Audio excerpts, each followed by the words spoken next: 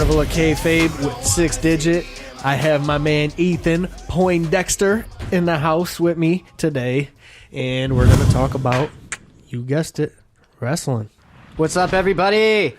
What's up, man? How's it going? Pretty good, man. A lot of progress in personal life. Yeah? Yeah, I'm 2 months off opiates. Hell yeah, man. Yep. No more snortables. So does that mean no more death match? Since you're No. There's definitely gonna be more death matches. all right, But they're just gonna hurt more. right. I'm gonna feel them this time. Good shit, man. Right. That's awesome to hear. Yep. Yeah, man. I love death matches. Hell yeah. No, I'm glad you're doing good, man. That's good to hear. What's going on music wise? Music wise, I'm working with my buddy Josh. He goes by White Boy. We're the Royal Jesters. We just put out a record called The Palace. Nice. Yep, and we're already working on the next one. We have a music video out called Hard as Fuck. Dope. Yep, and we're working on another one called Bong Rips Nose Drips. Nice. Yeah, and yeah, things are going real good in the music scene, even though COVID kind of ruined everything about it. Yeah, can't perform or anything. Trust me, man. I feel it. That's kind of been a blessing in disguise for me. That's how this all happened, because I probably would just be focusing on doing whatever I'm usually doing, but I was able to take on some other things, take some other lanes in my life, and figure out some other shit. And this is where it ended me up at right here on the podcast, talking about wrestling. Dude, I think it's a great idea. Like, since that was like when we met, that's what kind of clicked. We talked about wrestling. Right. I think it's like that for just wrestling fans in general. Like, I was talking about this earlier. It's kind of like an unspoken thing, but like so many people watch wrestling. Oh, yeah. It's like it's more viewers on WrestleMania every year than the Super Bowl. But yeah, it's just like this guilty pleasure that nobody really talks about. But when you find somebody that's into it, it's like, all right, I want to pick this guy's brain. Somebody else, I got a new friend. I'm gonna pick your brain about wrestling. Yeah, man, it's a strange culture. Yeah, like they somehow sell out arenas in every city, but it's rare when you come across somebody who actually is like openly like in wrestling. Even if you catch them there at the event, they will tell you like, "Oh, I'm here with my nephew" or whatever. It's always like but it's now they drag me here. It's okay to like wrestling, y'all. Yeah, I love it. I've never really been a real big fan of sports. You know what I mean? Not to say I don't like them, because I do. I just very passively, I like football, I like basketball, I like baseball, but I'm a baseball guy. Yeah, that's what's up. My dad was really a baseball guy, and that's what got me into it. Same. But it's just that for me, I'm just a very passive fan. You know what I mean? Like, I don't get upset about if my team loses. Like, people like try to talk shit about my team, and then they get upset that it doesn't upset me. Like, it's supposed to like garner. It's like, why are you not throwing things? Right, but I understand the mentality, because that's how I feel about wrestling. You know what I'm saying? So yeah, I get even though it's predetermined, I get worked up as if it is the fucking Super Bowl or whatever. To me, it's just always been far more important. And it's just fun, like, of course I'm not like, this is real, I'm not like, but I'm a mark, and I want to be a mark, you know what I mean? I don't want to be too. You're proud to be a mark. Yeah. I don't want to be too smart, because I feel like that takes the fun out of it. Takes the magic out, Right. It's like the Wizard of Oz, I don't want to see too far behind the curtain. I know enough already, so. Yeah, man. As a wrestler or a worker, like it kind of kills when you look behind the curtain. It kind of takes some of the magic away. It does, because like I see it as a science, a work. Right. So now, when you let me ask you this: now, when you watch wrestling, is it I don't want to say less enjoyable, but do you just like pick it apart more? Yeah, or I dissect it. Yeah, or see things that you maybe wouldn't have stood out to you before, and you're like, oh, that was like stuff. It's like, oh, he messed up right there. Right. Yeah. Or like they do a move and like, oh, he's fine. Yeah. Like, yeah, I pick it apart. Like hardly I've enjoy caught it. that watching wrestling with you, you know, because like something will happen and I'm like devastated. I'm like, oh my God, he's killed him. And you're like, Yeah, no, he's cool. He's fine. Yeah. That was actually pretty smooth. But I mean, that like I said, that's the magic of it. And I don't ever want to lose that. You know, I don't want to get too overly involved. Good. But I think that's what'd be dope about this podcast is because I watch a lot of wrestling podcasts and, I feel like everybody's so smart, Mark, you know, like everybody just knows so much and it's so like behind the scenes and like I'm just a fan. I'm just, you know what I mean? I'm just a fan. Just go with the flow. Yeah, and I just want to enjoy it and I appreciate being welcomed into you know, being able to do things for RPW and like the spot that we did together in the ring and stuff. Like I understand being welcomed into that world just to even do something like that. You know, I appreciate it and I understand what it means. Yeah, as long as you like respect the ring, like when you get in there. Right. Well, I was talking about that on the last episode when I had Chris from RPW in here. We were talking about that. My first time I got in the ring, you would think I would know this watching the shit my whole life, and it's such a simple thing. Grab the ropes, dust your fucking feet off before you climb through the ropes. You're walking through grass. Right. I mean, it makes perfect sense to me now, but at the time, I don't know. I was just climbing the fucking ring, and I could literally hear the silence. It was like 13 wrestlers looking at me, and they all went, Man, I gotta roll around on that. Right. And like now, I feel like an asshole in retrospect, you know. And it's fine. But it's like it's things like that, you know, like it's I'm okay with being a mark, you know, like I don't want to be too overexposed to what goes on behind because it takes the fun away from it. For sure. And well, like I see me. it from the professional aspect, you know, as a worker, and I don't know, I still buy into the storylines and stuff. I still go with it. Yeah. Like it's still a show. Right. You still got to enjoy the show. Right. So you allow yourself to suspend the reality, even if I go to a magic show, I'm not gonna I'm not gonna do that. Good point. I think that's a very good comparison. Like you wouldn't just, and there's people that do that the same as wrestling. There's people that will sit and watch a magic show and be like, oh, you probably did this. See, those people suck. Fuck those people. Right. I totally agree, man. But that being said, what's going on with wrestling, man? What do you got going on? You gonna be getting in the ring? Apparently, around springtime, they're gonna have a deathmatch tournament that I'm hoping to be part of. If not, I'll be there. Yeah, sweet. But I really want to focus on my deathmatch career because as soon as I don't know, a regular match is like a completely different work than a death match. Okay. And I just fall into the deathmatch category better. Okay. I feel more comfortable in the ring. Yeah. With weapons and blood and all that. That's your zone. That's where you feel most comfortable doing your thing at. That's cool, man, cuz like I don't know if it was the last show or a couple shows ago, but you were a bloody fucking mess, man. I was kind of worried for you. The last two of them. Yeah. Well, especially like you were bleeding out of your back pretty bad at this one. I think it was my birthday party one. That was with Chuck, the punk rock guy. Yeah, yep. Yeah, I got messed up. I still got glass in my arm. Yeah, I want to say you hit a light tube or something that was in the corner. But as soon as it happened, I could kind of see the spot of blood kind of just get bigger on your shirt, and I was like, that's not good. Yeah. Well, what happened with this one is that we had a table with light bulbs taped to it, and he speared me into it. Okay, this is the spot I'm thinking of. That's probably where the back part came in. Okay. And then after, the door didn't break. Mm-hmm. So I kind of slid down and I fell forward, and apparently there was broken glass, and I slid. And so it kind of sliced instead of stabbed. No, it's stabbed. It's in there. Oh, it's in there. Currently still in there. Right. Oh, okay. Yeah. Yeah. That's fucking hardcore, man. Right. Yeah, Chuck has one too in his elbow. We were comparing. Oh man, that's fucking dedication. Mm-hmm. Yeah, dude, that was a rough match. Like afterwards, I had I heard Chris say the word adrenaline dump. Yeah, it's basically a crash from hell. Yeah, like after a match, especially a death match, when you're like, you kind of worry when you're covered in blood and shit. Like, right. So like there's like slight panic and like my arm was killing me and I just suddenly like turned pale. I saw white and so I had this like really wicked adrenaline crash. But my buddy Neil Diamond Cutter, he kind of talked me down. Like he's a really cool dude. That's awesome. Yeah, he's a veteran. Yeah. So I'm hip, man.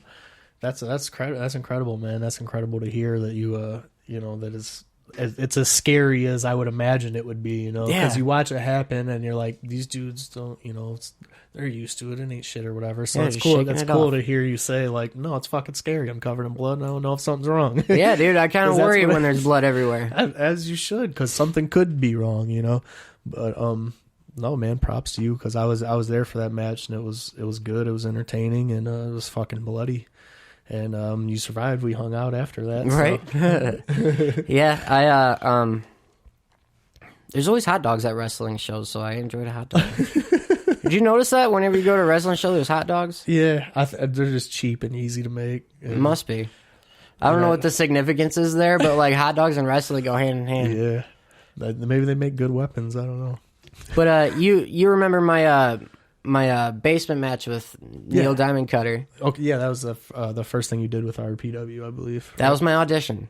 Okay, yeah. Yeah, that was the most blood I've ever spilled in a match. That was good. I actually showed it to a bunch of people, and that being said, I'm not a fan of no ring matches. I don't like matches that just I'd never liked the boiler room brawl or any of that shit. I'm always just like, I like those matches at the end when they finally make it back to the ring. You know, like. Did you like the one with AJ and Undertaker? I did, but for different reasons. I liked it for it was like movie-esque. You know what I mean? It was very movie. It wasn't. It gave me something different than watching wrestling does. So I enjoyed it, but in a different way, if that makes sense. I forgot it was like wrestling. Exactly. Yeah, it was kind of just like watching this like cool movie about the Undertaker kicking ass. So it was sweet. I liked it a lot. I'd see that movie. And I love the Bray Wyatt shit that they do without the ring. Like Bray Wyatt to me is fucking killing it. Like he's absolutely the most entertaining thing going on. Character-wise, yeah. Character-wise, the storylines, like the weird shit that he's doing. I'm intrigued, and I like that he's been able to freak it and flip it and do something different. In this time to where like it's almost harder to have a match in the ring because there isn't any crowd and it's just things are different, and I think he was ahead of the curve even before things got different. He was already doing this different shit. The thing he did with John Cena, you know what I'm talking about, where he like takes John Cena like all through his life and stuff. Oh yeah, dude, that was gnarly, great. And people hated on it so bad, and I was like, dude, that is like the best fucking thing happening. Hold on, I'm live on the air, but I'm going to answer it because it's Pun. What's up, Pun? You're interrupting my podcast. What's up, Pun? What? You're at the back door? All right, I'll tell someone to let you in. Pun's at the back door. Somebody let him in. All right, so we're gonna go ahead and pause for a minute because my phone's blowing up and I gotta let someone in the back door. So we'll pause and we'll get right back to it. All right. If you're feeling the podcast and you're digging the Carnival of Kayfabe and you fuck with 6-Digit, buy me a coffee. Go over to buymeacoffee.com/fatsound and buy me a coffee. And we're back with Carnival of Kayfabe. I'm 6-Digit. This is Lightweight Ethan Poindexter, whatever you might call him. And we're talking about, you guessed it, wrestling. Yeah, I wear many hats. Don't we all? Are any of these hats, say, Hulk Hogan bandanas? Where do you stand on Hogan? Are you a Hogan fan? Hogan, no. No, to me, he was, I'm not a big fan of John Cena either, like the eat your vitamins and... Yeah. No, not as a character, as a... All right, let's break it into three things. Hulk Hogan as a character, Hulk Hogan as a wrestler, Hulk Hogan as a person. To me, he's a terrible wrestler, but he knows psychology, so, like, he could do headlocks and punches for like a half hour, right? And it'll make sense, right? Yeah. So like make it work. He has good psychology, but he has no ring set. His finisher is a leg drop.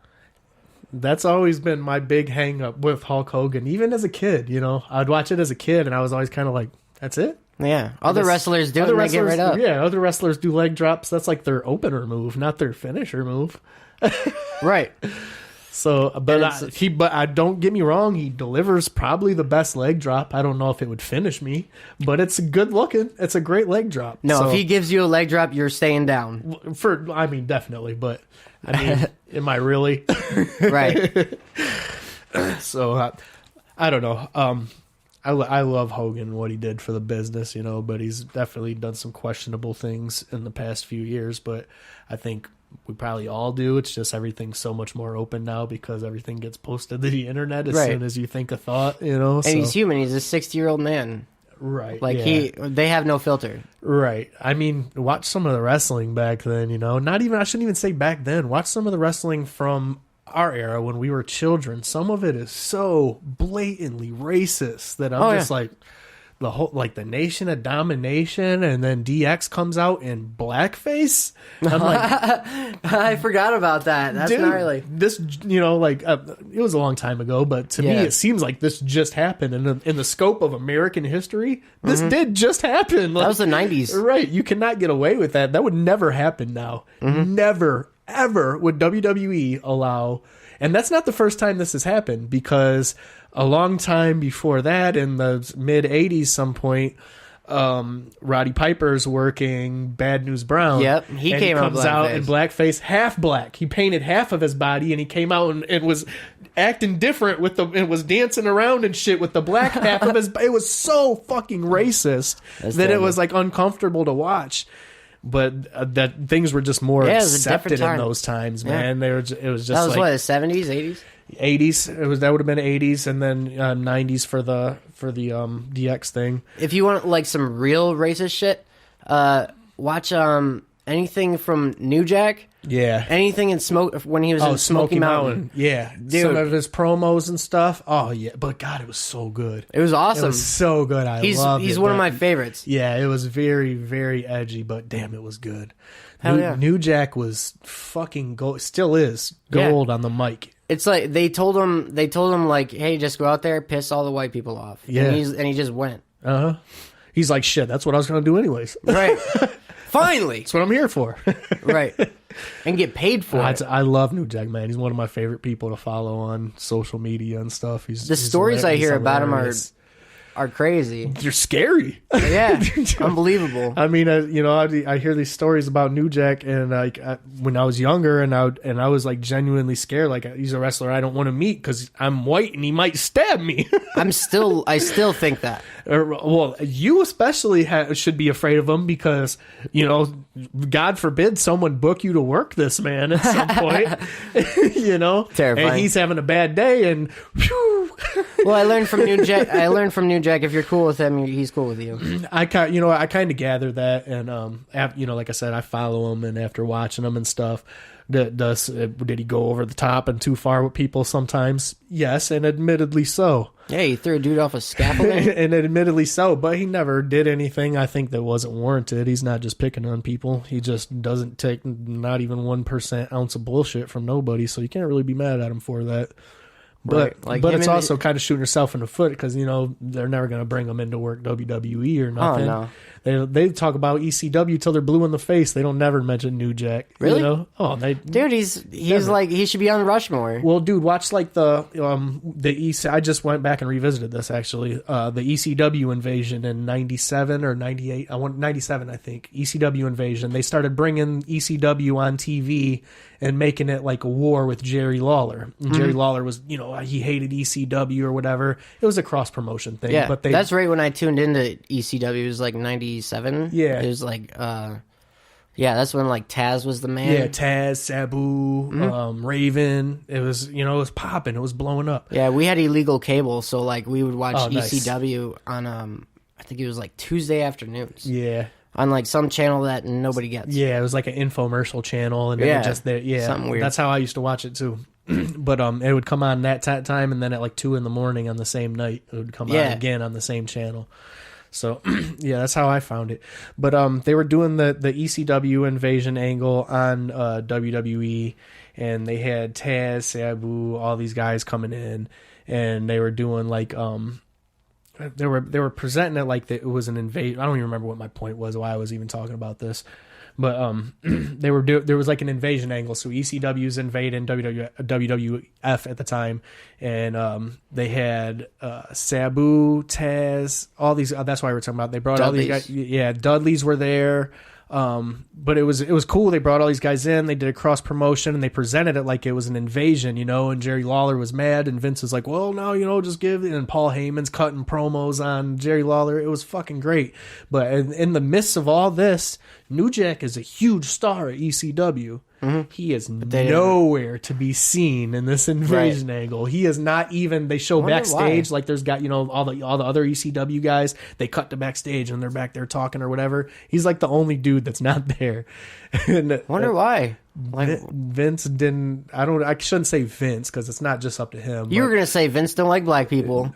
Well, probably that too. But that's not where I was going with it. No. Vince don't like New Jack, and I don't think WWE. Right. I don't think it's that they don't like him. I think it's that they're scared of the liability that comes with him. You know what I mean? Right. They're not gonna book New Jack, and then he shows up at Monday Night Raw and with a shank stabs some dude in the front row because he looked at him crazy. Right. And dude might have it coming, but those are things that Paul Lee was willing to deal with or had to deal with, and Vince is just like, yeah, that's a no-go. So they kind of completely ignore that New Jack even existed through all that.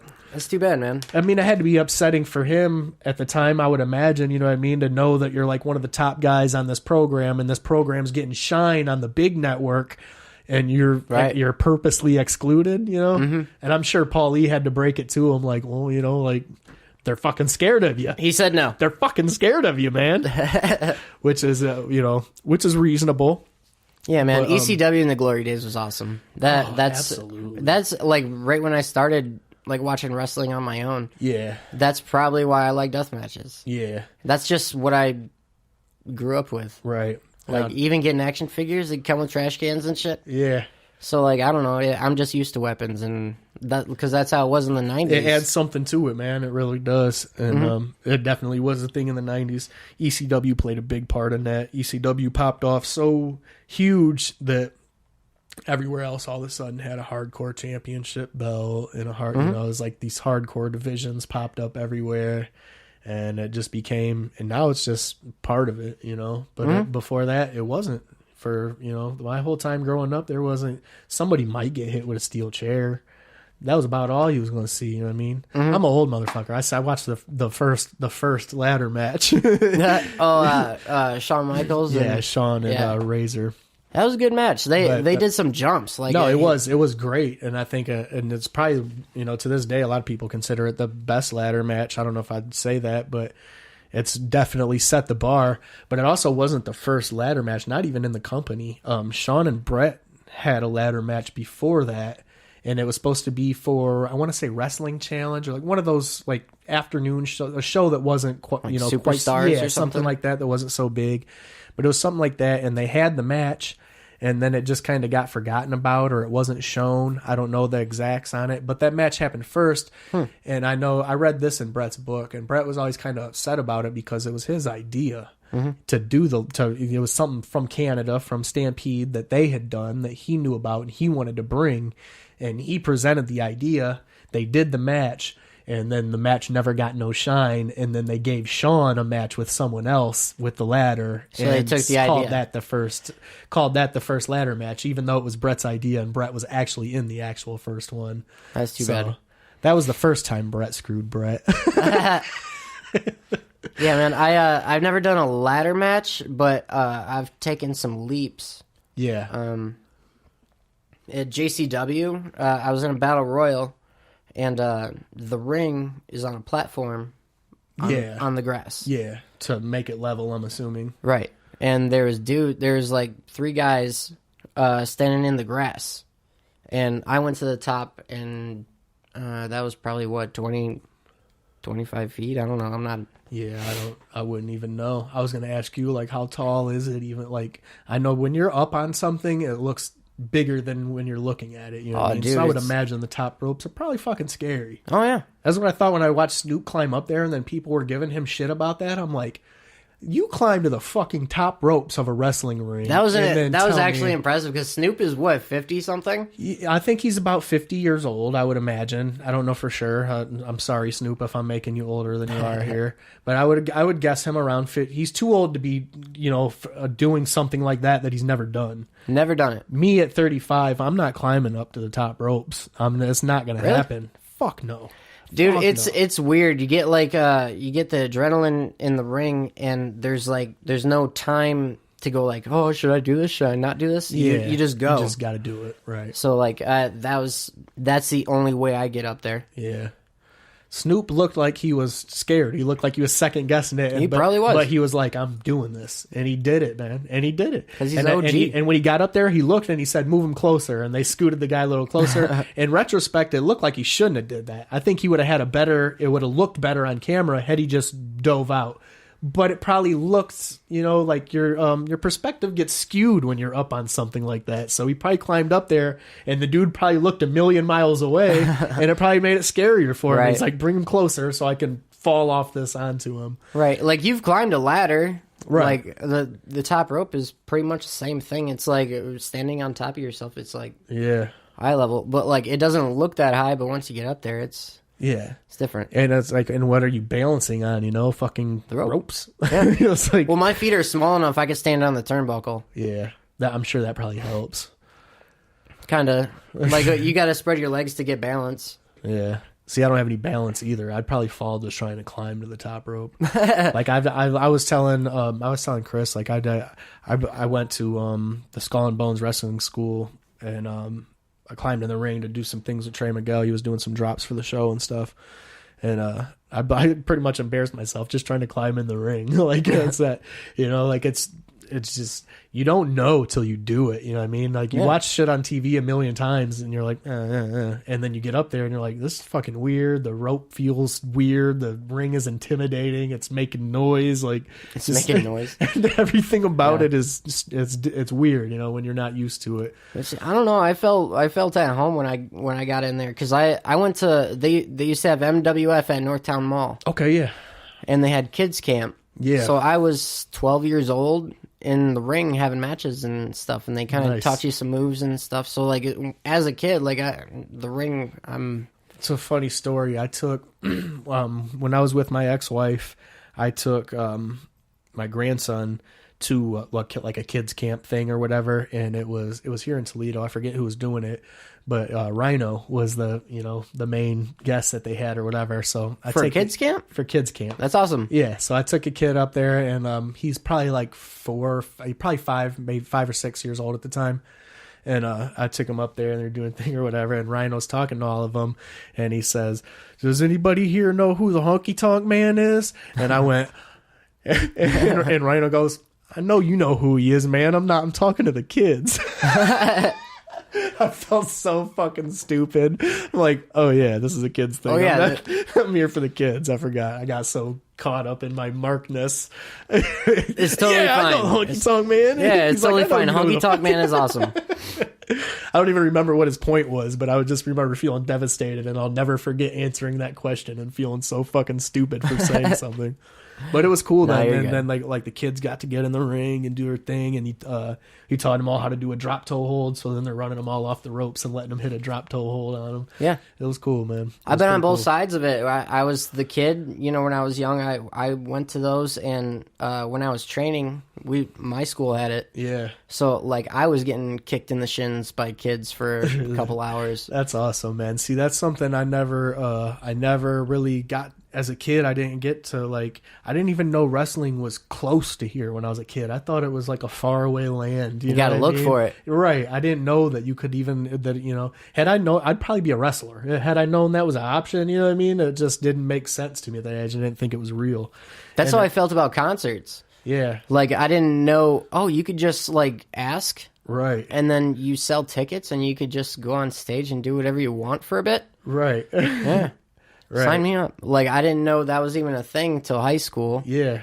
Because like I only went to like arena shows. I didn't know headliners and Frankie's and stuff. I didn't know There's this whole world. Like that's kind of how I feel about wrestling. Because now I see, okay, there's all there's like all these federations and shit like here, like, everywhere in the city, like everywhere. But even just here in Toledo, there's like options, and like that to me that's crazy because I didn't think there was at all forever. You know what I mean? I didn't know. Yeah, it was territories. Just didn't know. Yeah, territories, and I just didn't know that was a thing, or it just didn't seem real to me. Oh, it was popping like when I was like youngin'. Yeah, like I forgot how much older you are than me, but when I was a kid. Thanks for saying that on the air. Go ahead. I know you're older than me. I just don't know how much older. Yeah, but what was I saying? Oh yeah, back when like Steve Austin and the Rock days, the Attitude Era, wrestling was like socially accepted. Yeah. So like I think at that point it was bigger than ever. Like that was when it exploded, like the Attitude Era exploded. That was the first time that I'd like go to school and hear other kids talking about it and shit, you know? Yeah. Like I knew before that. I knew my two friends that watched it too, and we talked about it. But it wasn't something I would bring up at school. Now it was you would hear about it in the hallways. And did you see what Stone Cold did to Vince McMahon's car last night? And you know, like it was all of a sudden it was like cool. It was right. It was cool. So like there was a lot of people looking for that. Like a lot of like people that wanted to do it, and people that wanted to go to shows, and they can't afford Raw tickets. Yeah. So, like, you know, you got to start somewhere. Right. And just like everything else, you go to school. Right. Yeah, absolutely. I agree with that 100%. All right, we're going to take a break here for a second. And when we get back, we will talk more about hip-hop and other shit, and definitely wrestling. I'm really excited about the new merch. I need everybody to go over to fatsoundrecords.com/6digit. Right now we got the brand new Kayfabe t-shirts, and we got the Carnival Kayfabe t-shirts. Fire. Go get them right now. And we're back. You're watching Carnival of Kayfabe. Ringside with 6digit. Hey. I got Ethan Poindexter, lightweight, in the building. We're talking about fucking wrestling. Hell yeah. Finally. I'm loving this shit, man, because the truth is that's really all I ever talk about, so it's nice to have people here that want to hear about it. Yeah. You ever find yourself doing that? Like just like wrestle rambling at someone that doesn't give a flying fuck? Yeah, absolutely. Like especially like explaining like the science of it. Yeah. Like explaining to an average Joe what I do, it blows their fucking mind. Yeah. Like, light tubes. It sounds probably batshit crazy to the average person. Right. Yeah. You know how? All right, we filmed the video. I did the RPW theme song, and I'll actually, which is great. Yeah, I heard it. I'll show you the video before we leave. I have a rough draft of it or whatever, Sweet. so I'll let you check that out. But we're out here filming, and I got all these light tubes, you know, and I'm swinging them around and shit. And for a brief moment, I was like, I should bust one of these motherfuckers over my head for the video. That would be sweet. It would. I talked myself out of it. Oh, come on. If you were here, maybe I would have. I didn't know. I don't know if there's a proper way to do it. I was like, there is. I thought about it, and then I pictured myself just smacking myself with it, and I was like, I'm gonna be in the hospital explaining why I got glass in my face because I'm a fucking idiot. After this, I'm gonna smell. We got a whole dumpster full. Like I should hit you with a light tube. If we can hit me with a light tube and I'll walk away unscathed, I'm willing to do that. The unscathed, I don't know. All right, less scathed. Okay, yeah. All right, you'll walk away. Okay, that's the important part. I'm willing to take the light tube bump. Okay. We got to get this on camera though. If I'm going to take this, it has to definitely be on the podcast.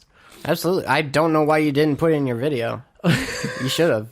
I was going to call you because I was like, you know what? I need somebody to like get slammed on this shit or go through a table or like something sweet. But I had all the wrestling footage already. You are in the video, by the way. Am I? Yeah. Sweet. There's a nice big clip of Pondo carving you up with a saw blade with the saw? on his thing. So yeah, you got a nice big shot in the video. That's sweet. I think he made that. The bat with a saw blade on it or whatever the fuck. Yeah, that's pretty badass. I think he made that. That's pretty cool. Yeah, he's had that as long as I can remember. Shout out to Pondo. I need to get Pondo in here. That'd be cool to get him on here sometime. For sure. That was my third match with him. Yeah. Yeah, Nice. I had a show with them at the Gathering and a Hollow Wicked after party. Did I watch you with him at the Gathering? I seen you wrestle at the Gathering one time, and I'm trying to remember who you wrestled. It was the Nerds, Pondo, and Rudy. Yeah, and you had you poured out the Legos in the ring, and somebody got slammed on him or something like that. No, I did land on Legos, but we didn't pour them. They out. were from a previous match, but Yes. you landed in them. Yes, I did. Okay, I remember there was something about the leg. Yeah. I remember that. Yeah, that was the time I was thinking of. Yeah, they just kind of sweeped them off to the side, and like they didn't clean them up, and I Wait a minute. You mean Juggalos working at the Gathering didn't finish their job? or cleaning. The Juggalos didn't clean? You don't say. Fuck. But yeah, they just kind of. We are Juggalos, to be clear, before you start fucking yeah. setting us all hate. Oh yeah, proud of it. Like I don't know, it's kind this is of Carnival of Kayfabe after all. I don't know. I really like. It's kind of sad what's going on with the psychopathic world. Not to like shit on them. Yeah, But like I don't know. I don't know what they're doing right now. I don't know if they know what they're doing. Right. This pandemic shit has changed everything, and Absolutely. for them, you know what I mean, they've always made their living and their earning touring since Sweet ass merch. Right. They're on top of the merch game. Oh yeah, and it goes for top dollar. Like they know what they're doing as far as all that shit goes. So I'm sure they're not hurting, you know what I mean? But I'm sure they're not suffering, but I'm sure they're hurting because that is their business is touring. You know, ICP stays on tour. Everyone on Psychopathic stays on tour. So Yeah. that's a. What do you think of Ouija Mag? I love it. You like it? Yeah, I'm a fan. A lot of people don't, and I guess people like say he's mumble rap or whatever. I guess you could put him in that category. I wouldn't say mumble. I'd say modern. I would say he's modern. It's different than like my era, but that's okay. You know what I mean? I'm not the type of person that listens to stuff like this is unfamiliar. I won't give it a chance. Yeah, it's music changes. Right, and Juggalos. I think Juggalos, some of them are apprehensive to it because it sounds like what they're not supposed to like. Do you know what I mean? I love the beats. Yeah, the beats are kind of, I don't know. It's very. He has a mainstream sound, but Juggalo content. Yeah, which to me appeals a lot. I like that. Yeah, like Suicide Boys, very 3-6 Mafia kind of beats. Yeah, so absolutely. I love the beats, but like you said, it's the same content. We've heard this shit. Yeah, but I think some of that too is when you do the Juggalo thing, you have to pander a bit, Yeah, and I'm guilty of it, like my MBK music and stuff. Like when we were touring with ICP and Twisted and whatnot, we would do stuff that was more in that lane. You know what I'm saying? We were painting our face and not that we were switching the way we do everything. That's not the case, but we were just playing more that side of our own character. Yeah. Because that's what appeals. Yeah. And I think you have It's to. your version of that. Yeah. It's the Juggalo version of MBK. Right. And I think you kind of have to do that. And I think that's what Ouija's doing too. So I'm not mad at it. Yeah, at all. every genre like panders.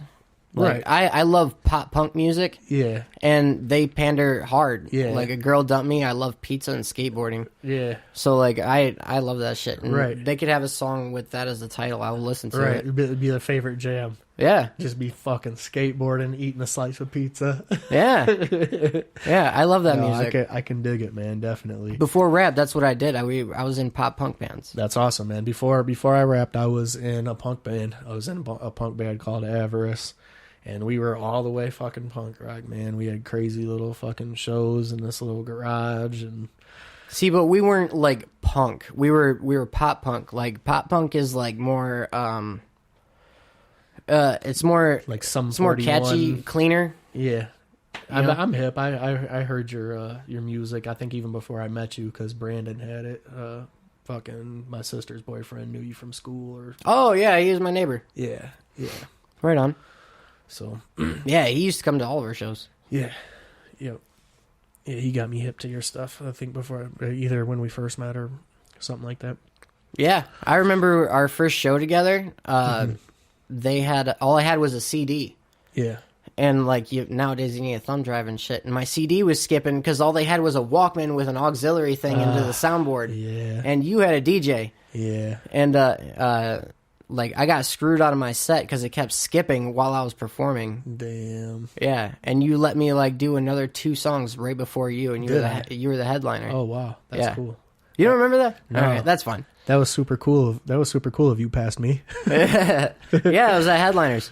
The reason I sound shocked is because like in the like heyday of me doing 6-digit, I was kind of an asshole, and it's hard for me to think that I would help someone out with anything, because a young me would have been like, oh fuck them, they should have brought the right shit. No man, I must have liked you. Yeah, that was a good one. That's what's up, man. That's what's up. No, I always did kind of like you, man, and I'm always excited to see what you got going on with music and with wrestling and with everything. And for sure, staying busy. Yeah, and I'm super glad to hear you say that, you know, you're happy with life and where things are going, and that's fucking. And I always look man. up to you. Like I always like, you know, in like you're my music big brother. Yeah, that's what's like up, you man. were the shit when I started. So that's what's up, man. I appreciate that a lot. Yeah, I appreciate that a lot. We got a new record together coming out soon. The Kayfabe record. I got Ethan on the title track on Kayfabe. Yep, we're on the song Kayfabe. On the song Kayfabe, and oh man, it's fucking great. I'm super proud of that one. That was a good one. It is. The whole record. I cannot wait to put it out, man. I'm really fucking happy with it. I think everybody else is going to be happy with it. And it's fucking perfect timing too, you know, because now I have the Carnival of Kayfabe podcast, you know, and I did the video for RPW, so it's just like this perfect melting pot of like everything that I love finally coming together in one place for me, you know what I mean? So now it's like I'm never gonna be a wrestler because these are the arms God gave me. But look at me though. That and I'm scared to get hit. So, but I'll say this: I'll probably never be a wrestler. But that being said, the Kayfabe record is. But wrestling is still like a big. It's big part. It's the biggest part, you know, and like it's been the biggest thing in my life. It's something that I was like kind of accidentally introduced to wrestling by my grandpa and the neighbor, because they would just get together and drink. And Tuesday or whatever night TBS would have WCW, that's what would be on.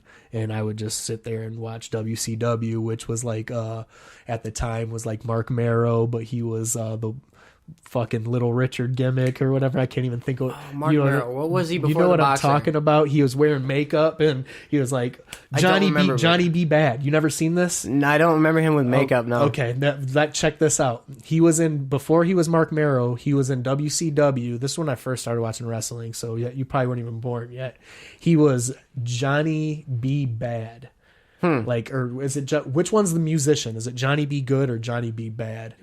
Good? Okay, then he was the opposite. He was Johnny B. Bad. And he would come out with all this sparkly, it was kind of looked like the Mark Marrow outfit, you know, but not the boxing shorts one, the first Mark Marrow outfit with like the fringe. So he looked like stuff. Jeff Jarrett, but like yeah. Okay. Yeah, and it was like fringe and stuff on it.